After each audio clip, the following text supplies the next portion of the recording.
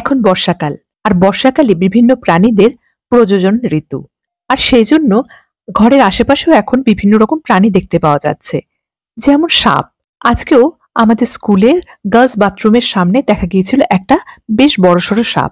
প্রথমে তো বেশ ছুটে ছুটে আসছিল, তারপর ওয়াল ঘেঁষে ধীরে ধীরে চলতে শুরু করলো। ছাত্রীরা ভয় পেয়ে ছুটে এসেছিল স্টাফ রুমে খবর দিতে। গিয়ে দেখি তখন ওয়ালের পাশ দিয়ে সাপটা এদিক ওদিক ছুটে বেড়াচ্ছে, প্রায় কালচে রঙের, গায়ে কিছুটা ডোরাকাটা দাগ আছে, আর খুব চকচকে সাপটা। তবে এটা ফনা ধরছিল না, অর্থাৎ এর বিষ নেই। বিশেষজ্ঞদেরকে ছবি দেখিয়ে জানতে পারলাম এই সাপটি ঘরচিতি বা ঘরগিন্নি সাপ, ইংরেজিতে যার নাম কমন উল্ফ স্নেক। নির্বিষ এই সাপটি ঘরে থাকতেই বেশি পছন্দ করে, আর ওদের প্রধান খাদ্য মশা, ছোট ছোট পোকা মাকড়, এমনকি টিকটিকি পর্যন্ত এরা ধরে খেতে পারে। আদতে সাপ কিন্তু আমাদের ক্ষতি করে না, আমাদের চারপাশের পরিবেশের ভারসাম্য বজায় রাখে।